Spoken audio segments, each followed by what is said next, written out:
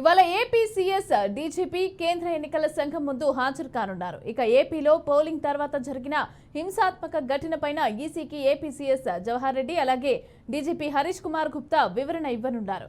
ఏపీలో హింసాత్మక ఘటనపైన స్వయంగా హాజరై వివరణ ఇవ్వాల్సిందిగా ఇప్పటికే ఈసీ అలాగే ఏపీ సీఎస్ డీజీపీలకు సమన్లు పంపింది. హింసాత్మక ఘటనలు జరుగుతాయని ముందే హెచ్చరికలున్నప్పటికీ పోలింగ్ రోజు అంతా నిర్లిప్తంగా ఎందుకు వ్యవహరించారని ఈసీ ప్రశ్నించినట్టు తెలుస్తోంది. ఎన్నికలతో పాటు అనంతరం జరిగిన హింసాత్మక ఘటనల పట్ల స్థానిక అధికారులు నిర్లక్ష్యంగా వదిలేసినట్టు కేంద్ర ఎన్నికల సంఘం గుర్తించింది.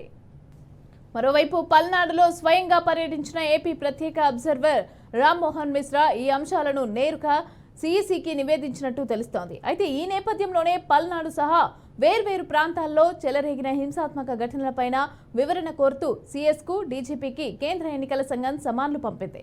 అయితే ఈసీ సమన్ల నేపథ్యంలో నిన్న సచివాలయంలో డీజీపీ హరీష్ కుమార్ గుప్తా అలాగే ఇంటెలిజెన్స్ ఏడీజీ కుమార్ విశ్వజిత్ అలాగే సీఎస్ జవహర్ రెడ్డితో అత్యవసరంగా సమావేశమయ్యారు.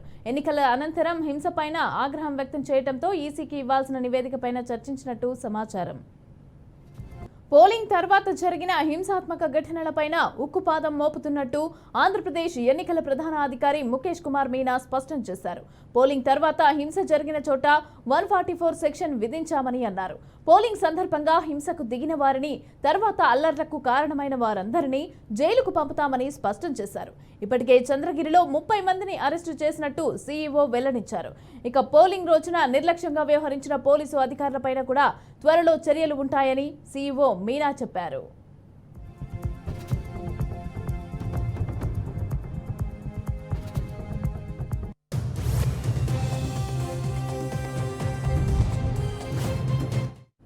తాడిపత్రి, మాచర్ల, చంద్రగిరి, నరసరావుపేటలో హింసాత్మక ఘటనలు జరిగాయని ఎన్నికల ప్రధాన అధికారి ముఖేష్ కుమార్ మీనా చెప్పారు. ఆ ప్రాంతాలకు సీనియర్ అధికారితో అదనపు బలగాలను పంపనుమన్నారు.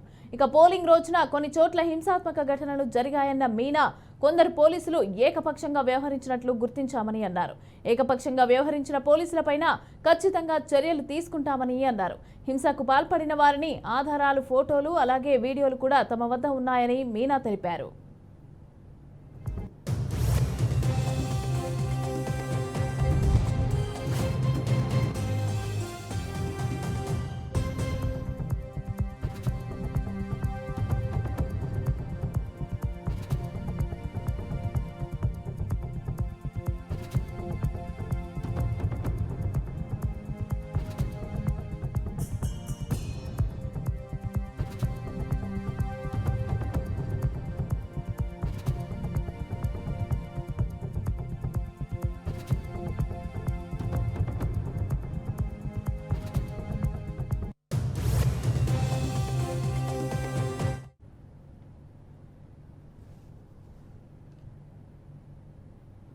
ఇవాళ ఏపీ సీఎస్ డీజీపీ కేంద్ర ఎన్నికల సంఘం ముందు హాజరు కానున్నారు.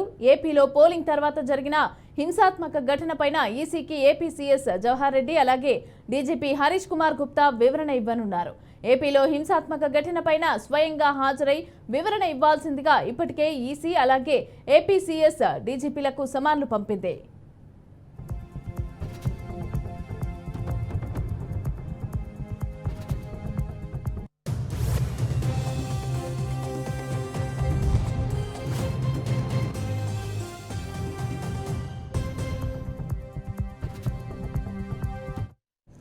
రైట్, ఇక ఇదే అంశానికి సంబంధించి పూర్తి డీటెయిల్స్ మా ప్రతినిధి గుంటూరు నుంచి శ్రీనివాస్ అందించడానికి సిద్ధంగా ఉన్నారు.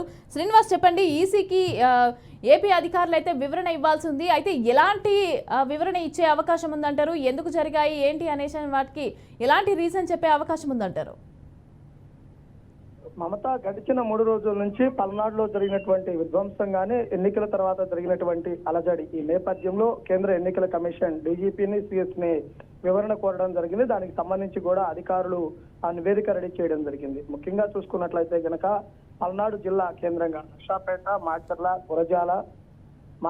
గురజాల, సత్తెనపల్లి ఈ ప్రాంతాలలో ఎలక్షన్ తర్వాత టీడీపీ వైసీపీ వర్గాలు బాహాబాహిగా రోడ్ల మీద పడి కర్రలతో కొట్టుకోవడము, రాళ్లు ఇసురుకోవడము, దాడులు చేసుకోవడం చేసింది. అలానే సంజడ, కొత్త గణేశ్వరపాడు గ్రామాలలో ఇళ్ల ధ్వంసం చేసుకోవటము, వాటితో పాటు చూసుకున్నట్లయితే కనుక కార్లు, బైకులు తగలబెట్టినటువంటి ఘటనలు నమోదు కావడం జరిగింది. వీటిపై ఇప్పటికే దరిదాపుగా 600 మందిని పోలీసులు గుర్తించడం జరిగింది. వారిపై కేసులు నమోదు చేసి కూడా దర్యాప్తు ప్రారంభించడం జరిగింది. అయితే ప్రధానంగా చూసినట్లయితే కనుక ఎన్నికల రోజు జరిగినటువంటి ఘటనల ఆధారంగానే వీళ్ళు దాడులకు పాల్పడినటువంటి పరిస్థితి ఉండటం జరిగింది. ఆధిపత్య పోరు, అలానే ఆ ఈగో సెన్సెస్, అంటే ఒక పార్టీ నుంచి ఇంకో పార్టీకి ఓట్లు బదలాయింపు జరిగినప్పుడు కానీ వర్గాల వారి కానీ విడిపోయి కూడా వీళ్ళు దాడులు చేసుకున్నారు. ఈ దాడులు వెనక ఎవరున్నారు ఏంటి అనే విషయాలనే ఒక నివేదిక రూపంలో ఉన్నతాధికారులు ఢిల్లీకి సంబంధించినటువంటి సమాచారం ఇవ్వడానికి కూడా సిద్ధం కావడం జరిగింది. అయితే ఆ సిఎస్ అదేవిధంగా డీజీపీ ఈ రోజు ఢిల్లీలో ఆ నివేదిక ఇవ్వడానికి సిద్ధమవుతున్న నేపథ్యంలో ఆ తర్వాత తప్పనిసరిగా చర్యలు ఉంటాయి, తర్వాత అరెస్టులు ఉంటాయంటే చూస్తున్నటువంటి పరిస్థితి కూడా ఉండటం జరిగింది. అయితే ఏ రాజకీయ నాయకుడు అనుచరులు అయితే కనుక దాడులు పాల్పడతారో ఆ రాజకీయ నాయకుడు అనుచరులకు సంబంధించినటువంటి నేపథ్యంలో వాళ్ళపై కూడా కేసులు నమోదు చేసి దర్యాప్తు చేసే అవకాశం కూడా కనపడుతుంది.